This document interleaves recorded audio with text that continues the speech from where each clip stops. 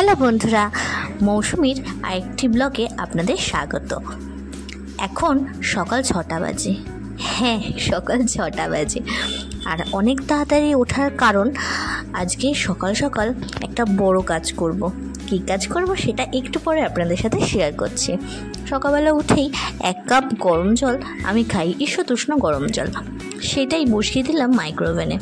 Micro oven চালাতে এসে দেখি মাইক্রোওভেনটা চলছে না। ভাবলাম খারাপ হয়ে গেল, তারপর দেখলাম না, সুইচটা দেওয়া ছিল না। আজকে অনেক দিন হয়ে গেছে, কিছু কিছু কাজ ডিউ আছে, সেইগুলো কমপ্লিট করবই। কারণ এখন ছেলের স্কুল ছুটি আছে, 2 দিন পরে ছেলের স্কুল আবার শুরু হয়ে যাবে। আর এই সকালবেলা এই টাইমের মধ্যে প্রচুর কাজ করে ওঠা যায় না। ছেলের স্কুল, ছেলের বাবার অফিস, তার টিফিন খেয়ে যায় একরকম, টিফিন নিয়ে যায় একরকম, এইগুলো করতে করতে ভীষণ হ্যাপাজার্ট হয়ে যায়। তাই ভাবলাম সামার ভ্যাকেশনে যে কদিন ছেলেটার ছুটি আছে সেই কদিন এই বাড়তি কাজগুলো করে নেব। সকালবেলা ওই 1 কাপ জল নিয়েই চলে এসেছি ছাদে। দেখুন গরমটা কিভাবে পড়েছে, যে রোদে এখনই ছাদের মধ্যে এত রোদ চলে আসছে, রোদের তাপে আমি এখানে দাঁড়াতে পারছি না।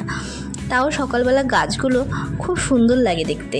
এইটা কারিপাতা গাছ, আমার খুব পছন্দের গাছ, দেখতেও কি ভালো লাগে। আর দেখুন এটা আমাদের টগর গাছ। এই গাছগুলোর সাথে আগেই আপনাদের পরিচয় করেছি।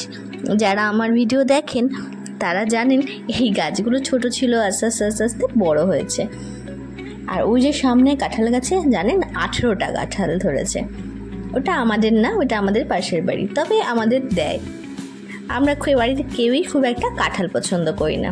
এবার চলে আসুন সেই ইম্পর্টেন্ট জিনিসটায়। ভাবছেন তো সকালবেলা এই কাবাডখানায় কেন এসছি? এটা আমাদের কাবাডখানা নয়, এইটা আমাদের 3 তলায় জাস্ট ছাদ ঢালাই হয়েছিল, আপনাদের সাথে দেখিয়েছিলাম। সেখানে এখন প্রচুর বাড়তি জিনিস উঠেছে। ওই যে কোনো একটা কার্পেট পড়ে আছে, আর এইটা হচ্ছে আমার প্রচণ্ড ইম্পর্টেন্ট জিনিসের মধ্যে একটি, সেটা হচ্ছে ওয়াকার। কি অবস্থা দেখুন, ধুলোয় ধূসরিত হয়ে গেছে। ওয়াকারটা খুব কাজে, জানেন, এটা হচ্ছে টুইস্টারটা। দেখলাম টুইস্টারটা ঠিক আছে নাকি, প্রায় বহুদিন 6-7 মাসের ওপর হয়ে গেছে ওয়াকারটা ব্যবহারই হয় না।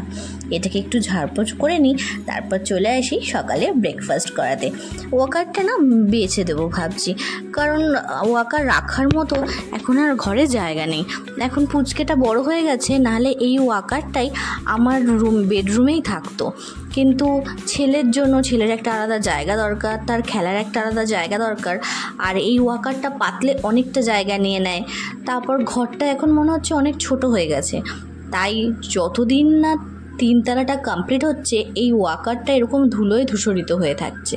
আর একটা হয় এই ওয়াকারটাকে আমার বাবার বাড়িতে পাঠিয়ে দেওয়া। আমার বাবার বাড়িটা তুলনামূলক আমার শ্বশুরবাড়ির থেকে বড়, সেখানে রাখা যাবে, কিন্তু ওখানে তো আমরা ঘুরতে যাই, সব সময় তো যাই না। চোখের সামনে ওয়াকারটা থাকলে না, তাও মনে হয় যেদিন মর্নিং ওয়াক করতে পারি না, যে কোনো সময় একটু হেঁটে নেওয়া যায়। আচ্ছা, আজকে আমি ব্রেকফাস্টে করছি তড়কা আর রুটি, আর একপাশে বসিয়ে দিয়েছি ছেলের একটু খিচুড়ি।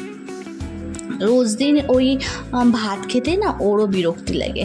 গরমের মধ্যে একটু হালকা খিচুড়ি, সব রকমের সবজি দিয়ে, তাও সব রকম সবজি বলতে একটু কুমড়ো ছিল, আলু ছিল, আমি সব রকমের শাক ফাক দিইনি, কারণ ও না মুখে পড়লে এমন করে।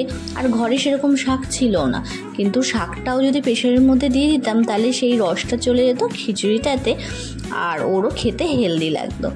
যাই হোক, এখানে আমার রুটিটাকে একটু ভেজে নিলাম, পরোটার মতো হয়ে গেল। আর ছেলেকে দিলাম একটু ড্রয়িং করতে। ও এসে দেখছি ও উঠে গেছে, ওর বাবাও বেরিয়েছে বাজারে, তাই ও ড্রয়িং করতে করতে আমি ভাবলাম যে না, আমি টিফিনটা করে নিই। আজ আমাদের এখানে গঙ্গা পুজো, তো সেই জন্য সকালবেলা পুজো দিয়ে এসে তারপর আজকে দুপুরের রান্না করব। আর আমিও ততক্ষণ কিছু খাইনি, ছেলেকে একটু ড্রয়িং করতে বসিয়েছি। যতক্ষণ ও একটু রং পেন্সিল নিয়ে বসে থাকে, ততক্ষণ আমি বাকি কাজগুলো করে নেব। বাকি কাজ বলতে সংসারের প্রচুর কাজ, সেই কাজগুলো করে নেব। তারপরে আমি নিজে স্নান করে রেডি হয়ে যাব পুজো দিতে যাওয়ার জন্য। এখন যা গরম পড়ছে, একবার স্নান করে তো হচ্ছেই না, পারলে 3বারও স্নান করতে ইচ্ছা করছে। যাই হোক, আমি স্নান করে চলে এসেছি। এই আমি রেডি হয়ে গেছি পুজো দিতে যাবো বলে। আর এইটা এখন আমার ফেভারিট সাইড। ওয়ার্ড্রপ খুললেই এই পিঙ্কের উপর আমি এত বেশি আকৃষ্ট হয়েছি। আর এটা হচ্ছে একটা হ্যান্ডেলন শাড়ি, এত সফট, পরে ভীষণ আরাম। গরমে বেশ কিছুক্ষণ পরে থাকলেও মনে হয় না যে কিছু একটা পরে আছি, তাড়াতাড়ি করে খুলে ফেলতে হবে। যেহেতু আমরা শাড়ি পরায় অভ্যস্ত নই, তাই শাড়ি পরে বেশিক্ষণ থাকলে একটু আনকমফোর্টেবলই থাকে। তাও যাই হোক, যাই পুজোটা দিয়ে এসে খুব শিগগিরই দেখা হচ্ছে নেক্সট ব্লগে। আর আমি কিছু পুজো শপিং শুরু করে দিয়েছি, সেগুলো শেয়ার করব নেক্সট ব্লগে আপনাদের সাথে। ততক্ষণ যেন টাটা, সাথে থাকুন, ভালো থাকুন।